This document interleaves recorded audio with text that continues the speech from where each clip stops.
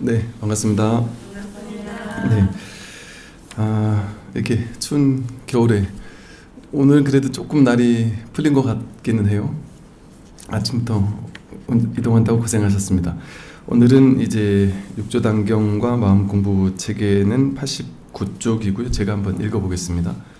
선지식들이여, 일체의 경전과 모든 문자로 된 대소승의 12부 경이 전부 사람으로 인해 있는 것이요 지혜로운 자성으로 인해 능히 건립된 것입니다. 만약 세상 사람이 없다면 일체 만법도 본래 있지 않습니다. 그런 까닭에 만법은 본래 사람이 스스로 일으키는 것이고 모든 경서도 사람이 설한 까닭에 있는 것입니다.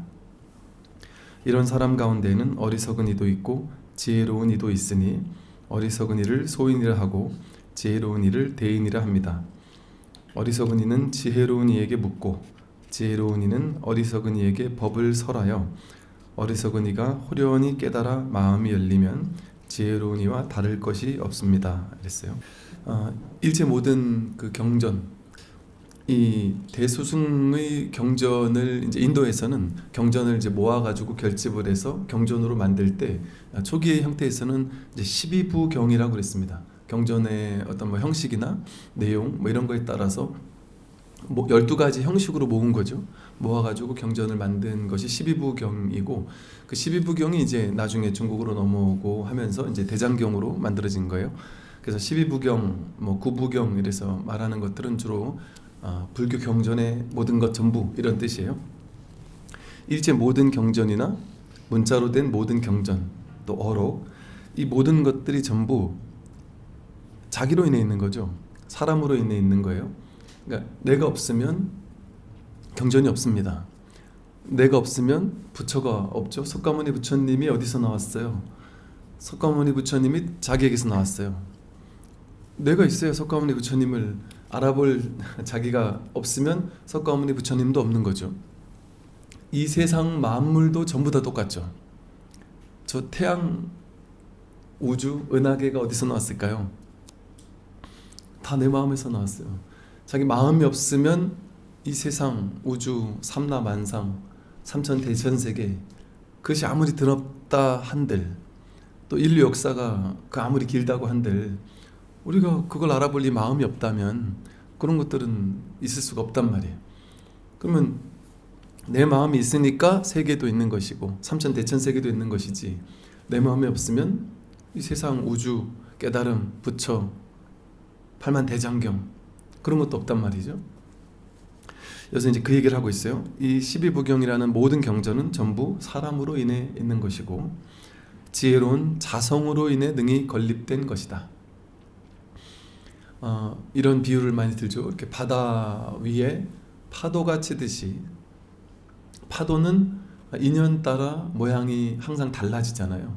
파도는 큰 파도도 있고 작은 파도도 있고 인연 따라 달라지지만 아무리 파도가 온갖 모양을 가지고 드러낸다고 할지라도 전부 다 하나의 바다이듯이 하나의 물이듯이 이 세상 삼라만상 모든 것은 나와 세계, 부처, 열반해탈, 삼천대천세계 이 온 우주 모든 것은 전부 다 마음으로 만들어낸 것이다. 일체 유심조 이러죠. 일체 모든 것은 마음에서 만들어졌다. 이것을 이제 우리 본래 자성이라고 한단 말이에요. 모든 인연 따라 생겨나고 인연 따라 사라지는 모든 것들. 생멸법 이렇게 부르거든요. 생겨나고 사라지는 모든 것들. 그 모든 것들이 드러나는, 만들어내는 일체의 모든 것들을 인연 따라 생겨나고 사라지게 하는 그 바탕이 되는 바다와 같이 배경이 되는 이걸 이제 마음이라고 한단 말이에요. 그래서 이 세상 삼천대천세계 모든 것은 나와 세계, 나와 부처, 중생과 부처 모두는 전부 다 이 자성에서 나왔습니다. 그 우리의 뿌리가 전부 다 똑같단 말이에요. 하나란 말이에요. 그러니까 내가 상대방과 다를 것 같잖아요. 그래서 상대방이 잘못을 하면 저 나쁜 녀석들 말이지 하고 욕을 할 수도 있고요. 상대방이 잘못되면 그래도 나는 잘 되고 있으니까 하고 뭔가 이렇게 우월감을 느낄 수도 있어요. 그리고 우리는 중생이라는 존재는 어떤 존재냐면 나와 세계가 전부 다, 나와 상대가 모두 다 이 자성에서 나왔다. 즉 둘이 아닌 한 마음에서 나왔다. 이 불이법에 이걸 눈뜨지 못하는 사람을 중생이라고 해요. 그러니까 중생에게는 나와 너가 둘로 딱 나뉘어져서 내가 뭐가 행복이냐 하면 스스로 행복한 게 아니에요. 중생은 남들보다 조금 나으니까 행복한 거거든요. 남들과 비교해가지고 비교 우위를 행복이라고 착각하며 사는 거예요. 남들이 잘못될 때 상대적으로 나는 잘 되는 것 같단 말이에요. 그러면 이제 행복감을 느껴요. 그게 이제 어리석은 중생들의 모습이죠. 요즘은 그런다 그래요. 이렇게 옛날에는 이제 좀 잘 나가는 사람을 오히려 내 친구로 두고 좀 잘 못하는 사람이나 실패한 사람이나 뭐 이러면 친구 다 떨어진다 이렇게 얘기를 한다 그러잖아요. 그래서 정말 힘들어 보면 진짜 친구를 할 수 있다. 정말 힘들 때 나를 그래도 이렇게 도와주고 해주는 게 진짜 친구다 이런 얘기를 하잖아요. 근데 제가 얼마 전에 이런 얘기를 들었어요. 진짜 힘들 때 옆에 끝까지 있어주는 친구가 좋은 친구인 것 같긴 한데 요즘에 이렇답니다. 자기가 잘 됐을 때, 이게 자기가 못 됐을 때 친구가 떨어져 나가는 게 아니라 자기가 잘 됐을 때 친구가 떨어져 나간대요. 나보다 못한 친구들이 있으면 그 친구를 위로해 주면서 야, 너도 잘할 수 있어. 너도 집 살 수 있어. 이러면서 이제 위로해 주면서 상대적 우월감을 느끼며 기뻐한대요. 근데 이렇게 너도 할 수 있어 했는데 어느 날 이 친구가 갑자기 확 성공을 했단 말이죠. 어느 날 그냥 이야기가 나와서 너도 열심히 하면 집 살 수 있어 그랬는데 이 친구가 술김에 야, 사실은 나도 집 샀어. 근데 보니까 어디서 샀어 했는데 보니까 나보다 더 비싸고 좋은 데서 샀다. 그럼 이제 이 친구가 갑자기 낯빛이 확 바뀐다는 거죠. 그러고 나서 연락이 없다는 거예요. 이제 그때부터는. 그만큼 이 사람은, 중생들은 남들과 비교 우위, 비교 열등, 그것이 너무 중요한 존재들인 거예요. 이렇게 중생이라는 존재는 참 세상 살기가 쉽지 않은 거죠. 태어나서 죽을 때까지 끊임없이 남들과 비교, 경쟁, 투쟁, 이거 속에서 살아가는 거죠. 그러니까 삶이 얼마나 힘들고 피곤합니까? 그런데 이 마음을 깨닫는다라는 것은, 자성을 깨닫는다라는 것은 이 우운우주 삼라만상 전체가 마음에서 나왔다라는 사실을 깨닫는 거라, 나나 너나 삼라만상 우주, 심지어 부처까지 일체 모두가 마음 아닌 것이 없구나. 전부 다 둘이 아니구나. 정말 이것에 대해서 깨닫는 거란 말이죠.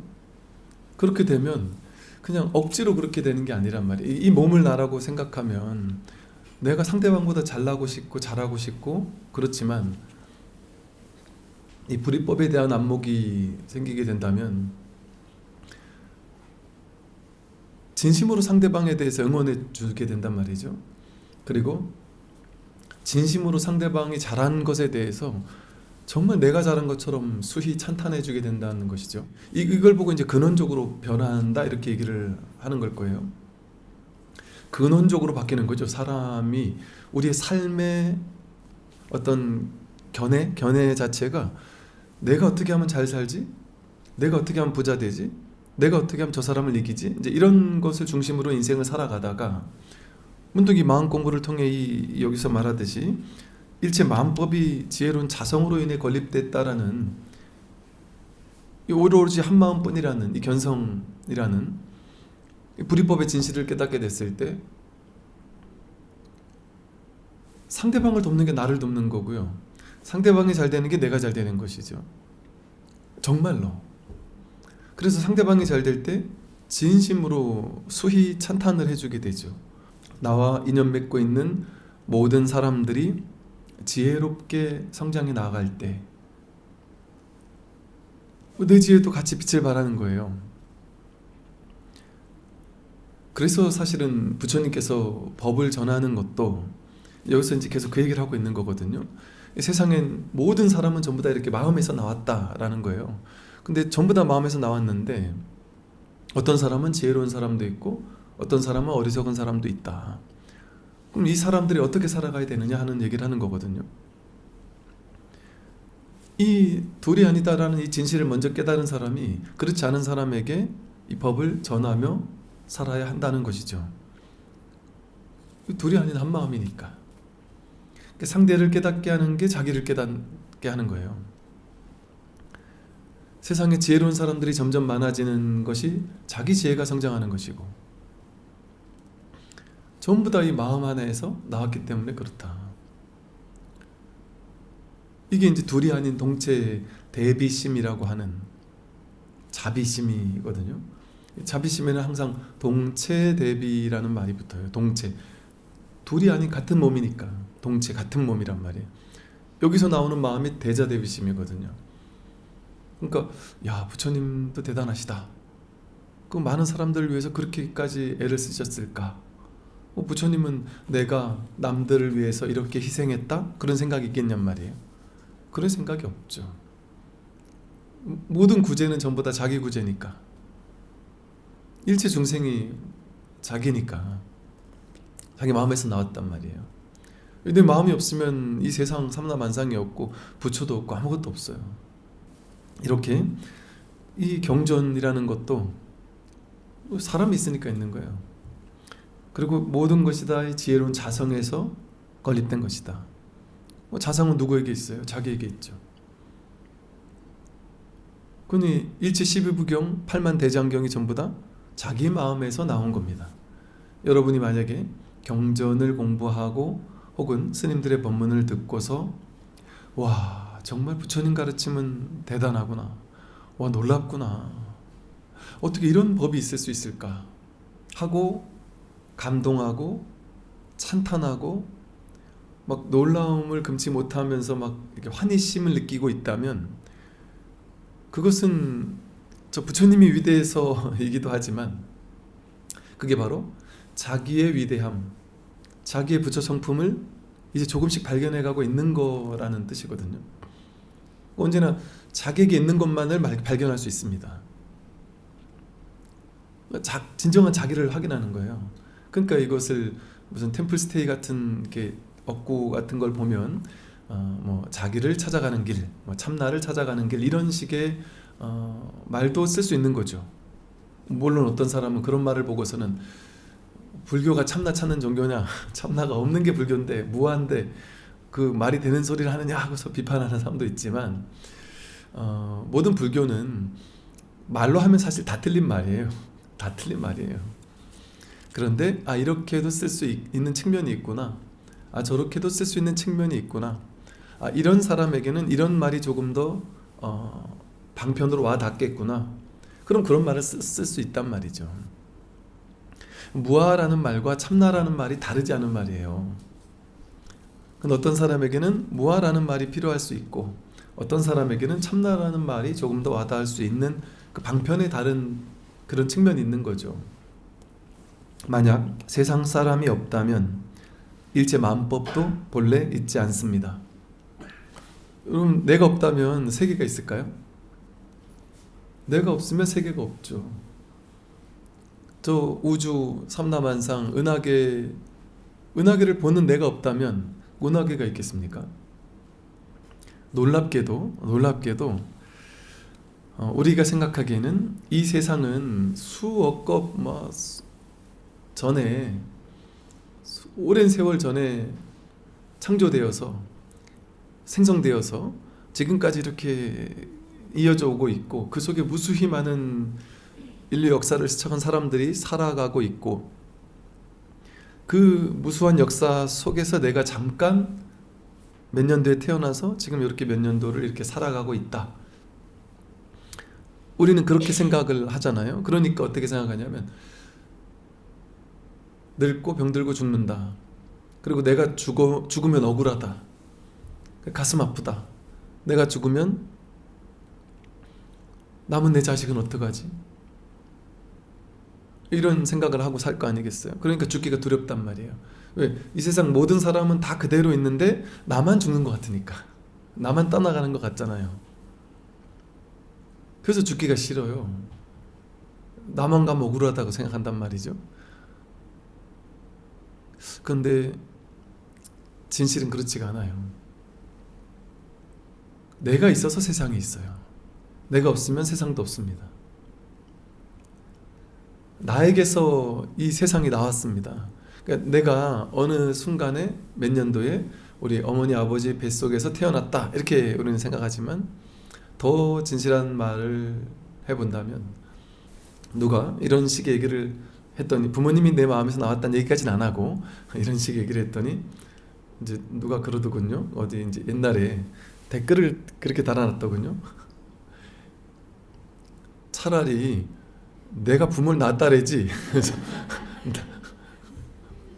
이런 식의 약간 비꼬듯이 이렇게 말을 썼단 말이죠.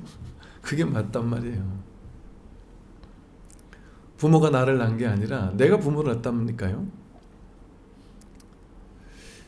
이 내 마음, 이게 진짜 자기 본래 면목이란 말이에요. 자기 본래 모습이란 말이에요. 진정한 자기는 이 본 마음이란 말이에요. 이 마음 하나에서 삼라만상 모든 것이 나왔어요. 부모님만 나왔나요? 내 몸도 여기서 나왔단 말이에요. 부모도 여기서 나왔고, 부처도 여기서 나왔고, 우주도 여기서 나왔고, 이 80억 인구가 전부 여기서 나왔습니다. 이게 뿌리예요. 이 하나의 근원, 본성, 이거를 깨닫게 되면 그래서 삼라만상 온 우주 전체에 궁금한 게 없어진단 말이죠. 이게 어디서 왔고 어디서 가는지를 아니까. 나는 누구인가? 여긴 어디인가? 어디서 왔고 어디로 가는가? 이게 사람들의 근원적인 의문 아닙니까? 거기에 대한 답이 나온단 말이죠. 그러니까 더 이상 찾고 구하는 게 없단 말이죠. 그러니까 무학이라고 그러잖아요. 무학도 이러잖아요. 더 이상 배울 것이 없다. 그런데 이 자기 본성을 확인하기 전에 확인하지 못하고 이 세상만 쫓아가서 이 본성에서 나온 이 모양의 세계, 생멸법, 생겨나고 사라지는 이 오온이라고 불리는 이것들 모양만 쫓아다니면서 모양을 연구해 본들, 세계 최고의 석학들을 수천 명을 모아놓고 이 우주의 근원을 밝혀라고 하면서 현명을 가지고 온갖 물질을 갖다가 탐구한다 할지라도 그 답이 나오겠습니까?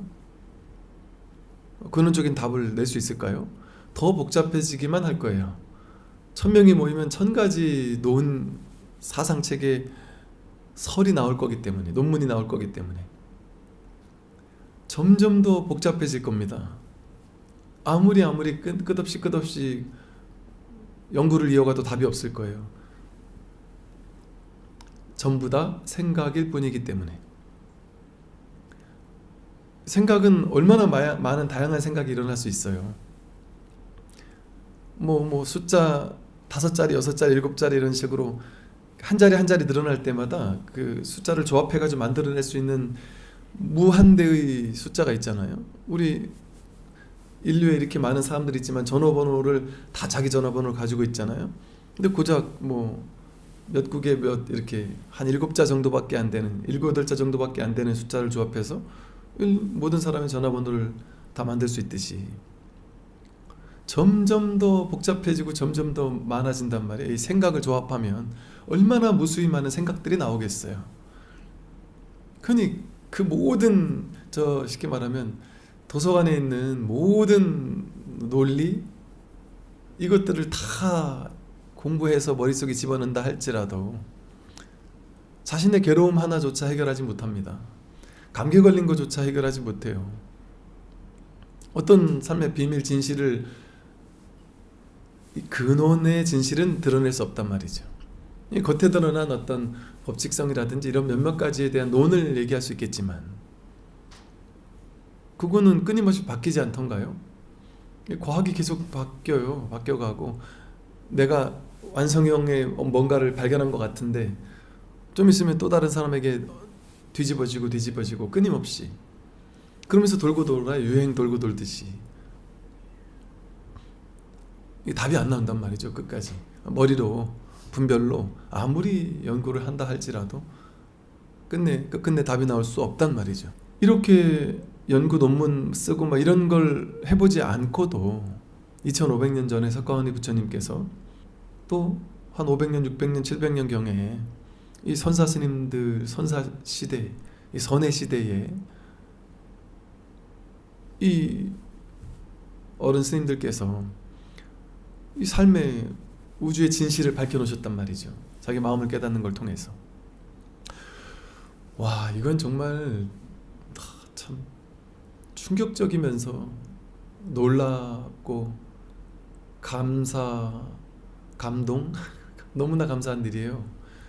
우리는 정말 지금의 시대에 그 옛날에 중국 사람들이 인도에 가서 경전 하나 얻어오려고 구법 여행을 떠나면 뭐 한 7, 80명이 출발했다가 도착해서 그 경전을 결국 가져오는 사람은 뭐 두세 명, 서너 명 남고 이랬을 정도로 목숨 바쳐서 그 법을 구한 것이지만 사실은 깨닫지 못하고 왔단 말이에요. 그나마 경전 구해가지고 온 거잖아요. 그 경전을 수행해서 깨달아야 끝나는 건데 깨달으면 둘째치고 경전조차 없었으니까 그 경전 하나 구하려고 목숨 바쳐서 30년, 40년 걸쳐서 막 그래 구법여행을 떠났거든요.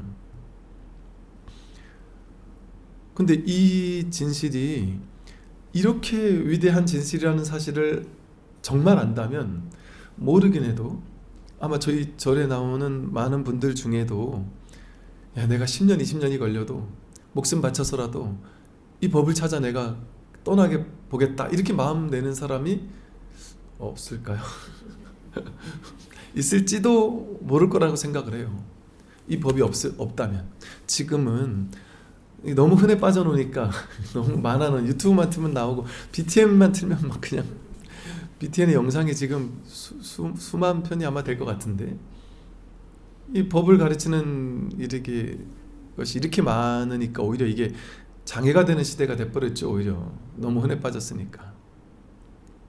근데 이것은 그렇게 누워가지고 그냥 TV 켜듯이 이렇게 틀고서 그냥 누워서 넌 계속 말하세요. 난 내가 할 일 합니다 하고 그렇게 들을 건 아니에요. 이건 진짜 저는 제가 20대 때 이 공부를 막 너무 간절했는데 그때만 해도 법문이 별로 없었거든요. 그때 얼마나 간절하게 찾았던 그 기억이 있다 보니까 지금 불교를 처음 공부 시작한 사람들은 늘 이랬나 보다 생각할 건데 이게 정말 놀라운 일이라는 사실을 모르실 거예요. 제가 이런 말을 하는 이유가 뭘까요? 이 공부는 그 간절함, 정말 법문 하나 들을 때 언제나 들을 수 있으니까 맨날 틀어놓고 이렇게 듣는 막 그것도 도움 되지만 그건 그거대로 하되 머리 똑똑한 사람이 깨닫는 것도 아니고 법문 많이 듣는 사람이 깨닫는 것도 아니에요. 발심, 분심, 신심 뭐 이런 얘기를 한단 말이에요.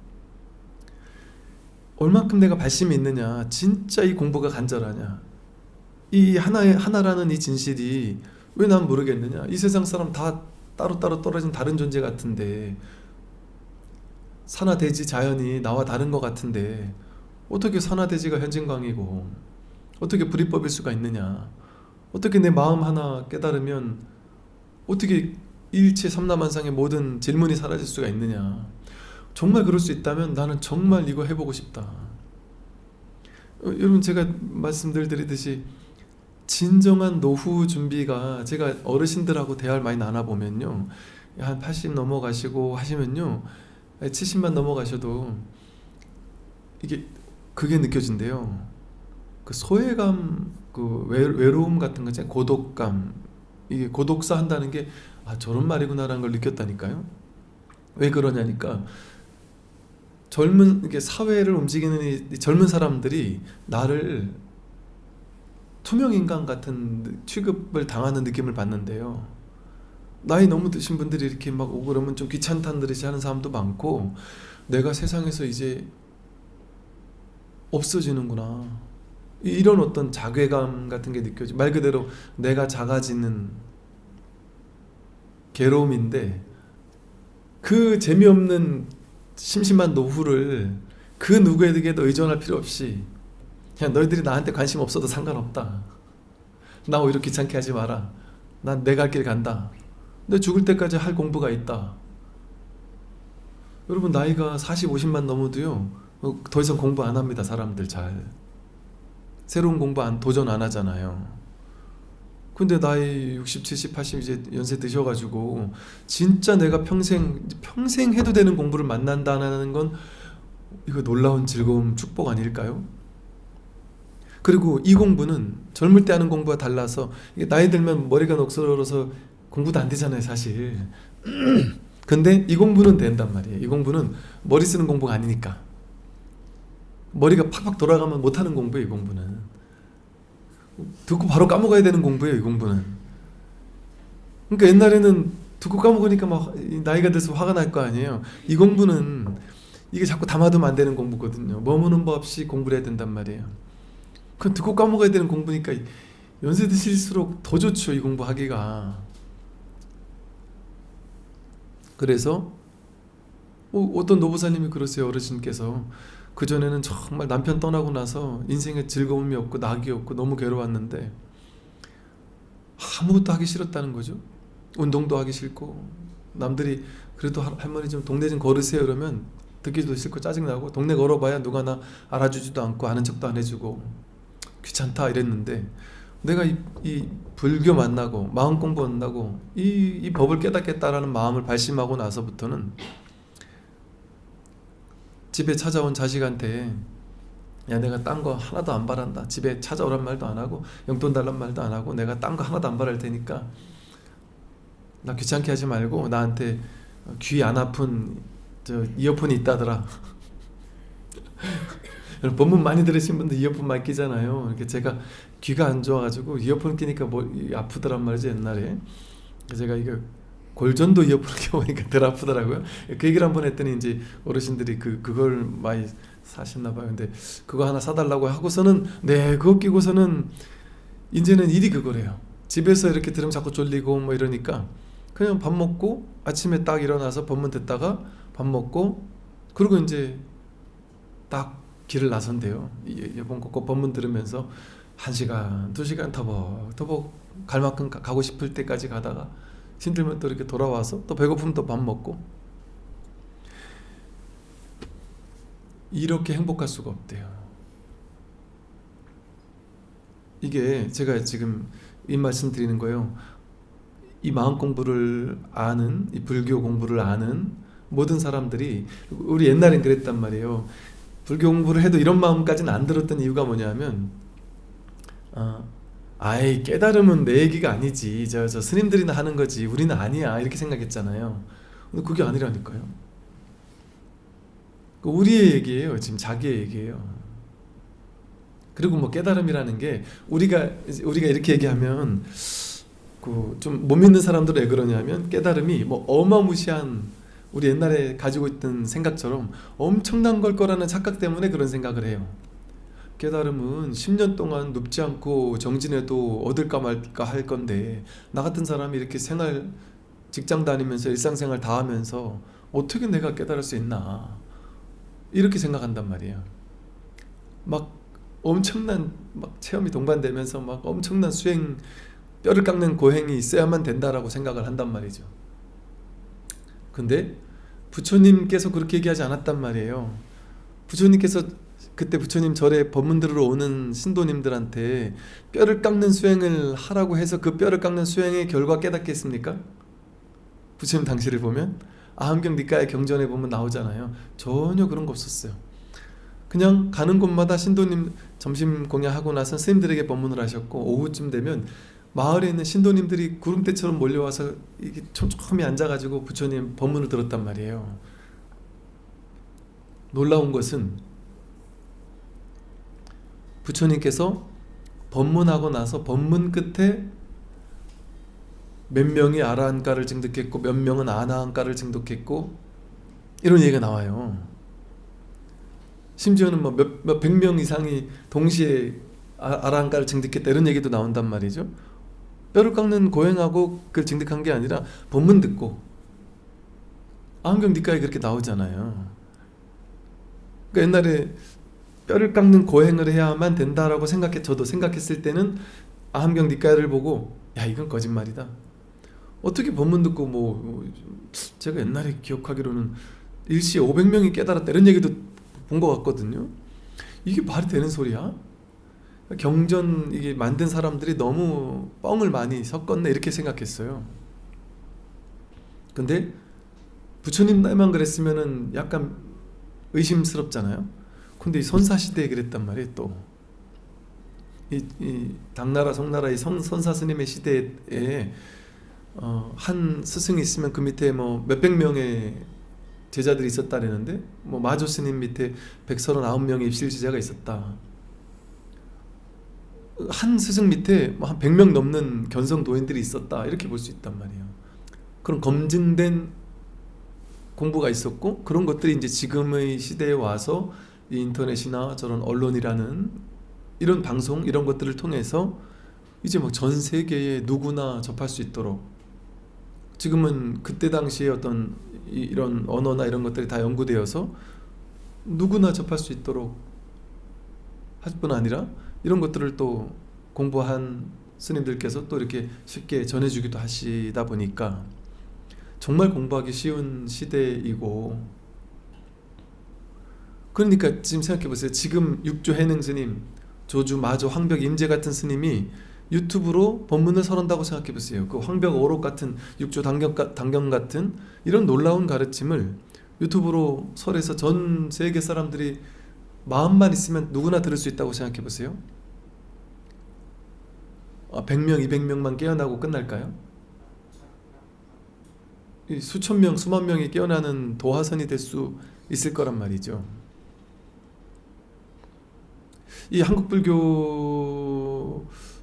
저력이다. 옛날부터 이런 얘기를 많이 하던데 이 선불교의 어떤 정신이랄까요?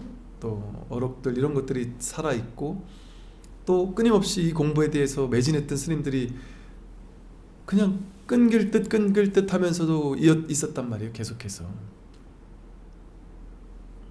오랜 역사 속에서 그 검증되었었고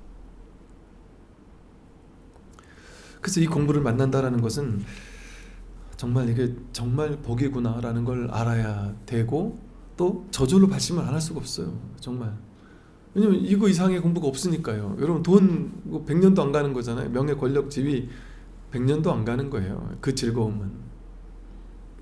누가 그런 걸 하대요. 어떤 분이 죽음을 앞두고서 너무 이제 괴로워하면서 돌아가시는 걸 보니까 와 내가 이 공부를 한다고 해서 저렇게 죽음 앞에서 지금 너무 두려운 마음이 드는데 정말 괜찮을까?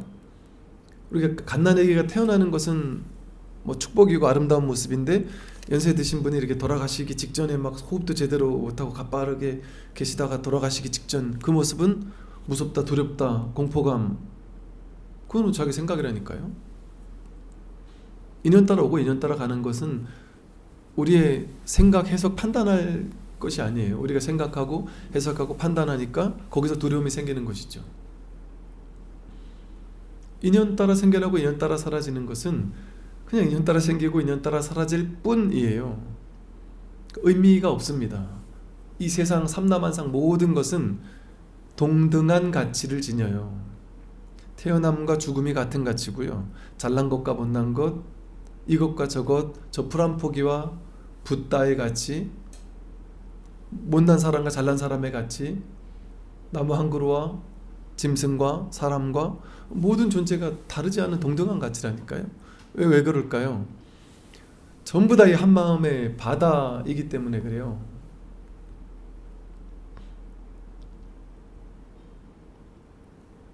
그러니 바다 위에 일어난 파도가 무슨 뜻이 있겠어요? 무슨 의미가 있겠어요? 이 파도는 거룩한 사람이고 저 파도는 별볼이 없는 사람이야. 그게 사람들끼리 하는 소리지. 이 마음자리에서도 그런 게 있을까요? 그럴 수가 없습니다. 우리 모두는 동등한 가치. 어떤 가치일까요? 동등한 부처란 말이에요. 완전한 부처란 말이죠. 그러니까 자신감을 가져도 좋다. 또 부처님이 보세요. 심지어 여러분 999명을 죽인 살인마를 찾아가서 아라한과를 증득하게 만들었어요. 부처님이.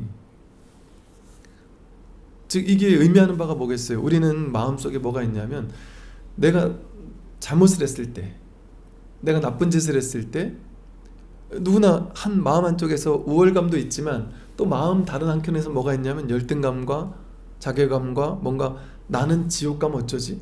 내가 옛날에 잘못한 게 있는데 왜 그 잘못은 자기 마음만 알거든요.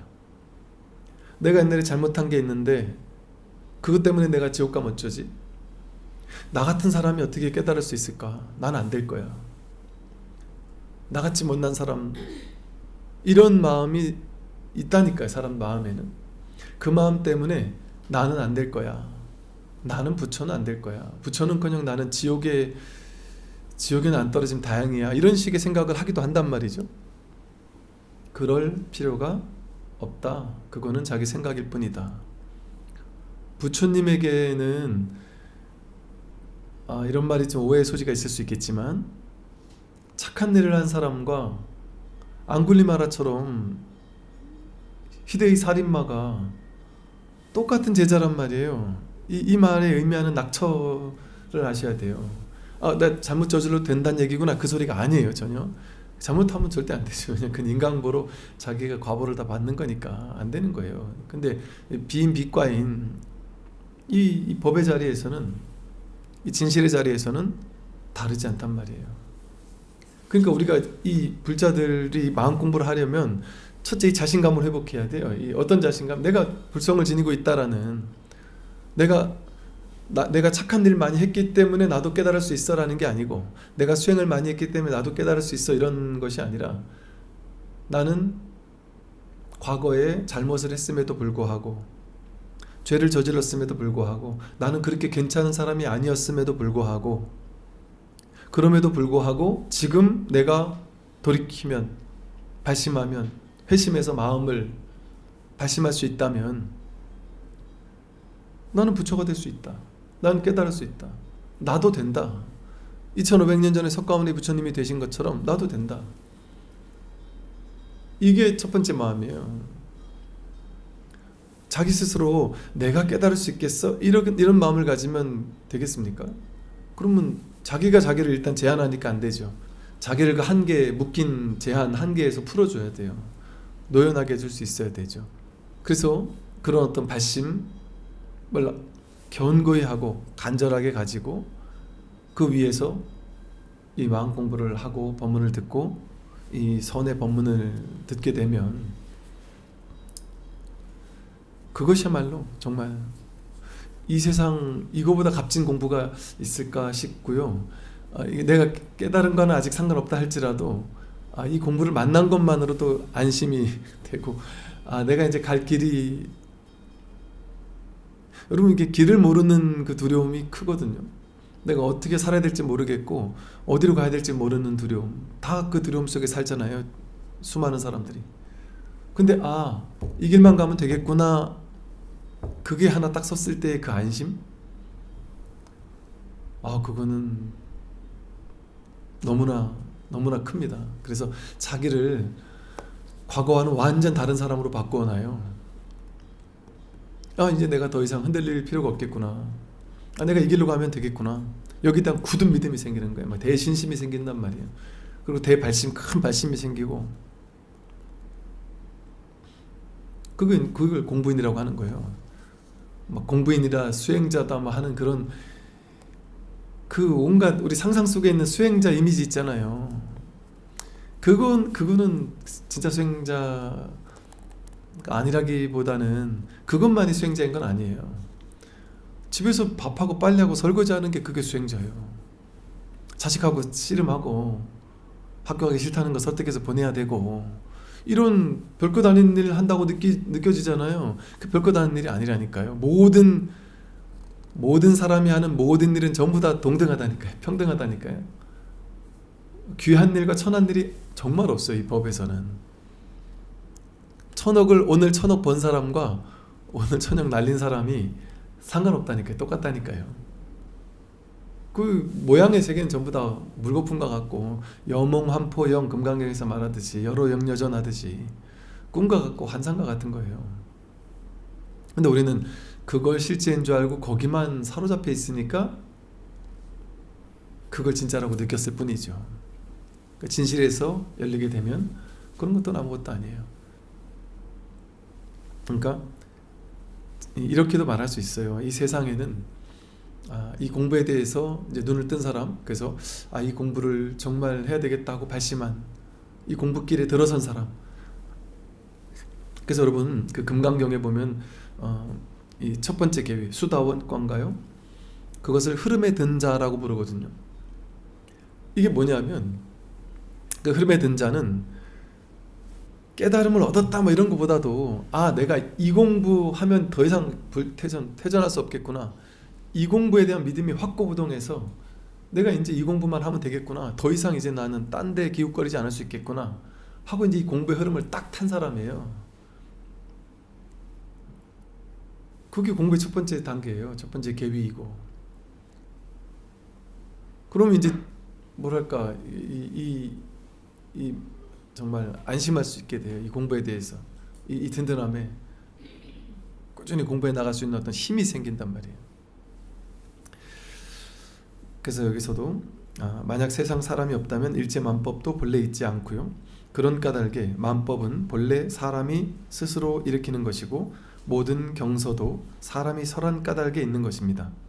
그런 사람 가운데에는 어리석은 이도 지혜로 있고 지혜로운 이도 있으니 어리석은 이를 소인이라 하고 지혜로운 이를 대인이라고 하는데, 어리석은 이는 지혜로운 이에게 묻고 지혜로운 이는 어리석은 이에게 법을 설하여 어리석은 이가 호련히 깨달아 마음이 열리면 지혜로운 이와 다를 것이 없습니다 라고 했어요. 이 얘기가 뭐냐면 이 세상을 살아가는 모든 사람들은 이렇게 살아야 된다는 거예요. 지혜로운 사람, 먼저 한 발 나아간 사람은 나보다 못한 사람을 끌어주고 깨닫게 해주고 이 공부길에 들어서게 해주고, 그것밖에 할 일이 없는 거예요. 세상에서 우리가 할 수 있는 공부는.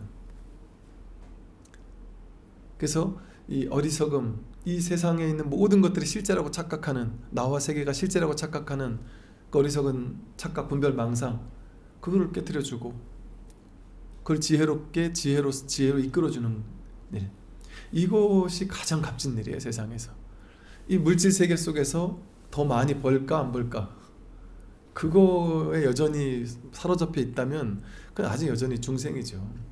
그럼 어때요? 세상 모든 사람이 여전히 중생이죠. 아무리 빌 게이츠라고 한들, 세계 최고 가는 갑부라고 한들 여전히 더 많이 벌고 안 벌고 그거 생각하는 거죠. 파도 수준에서 머물러 있단 말이에요.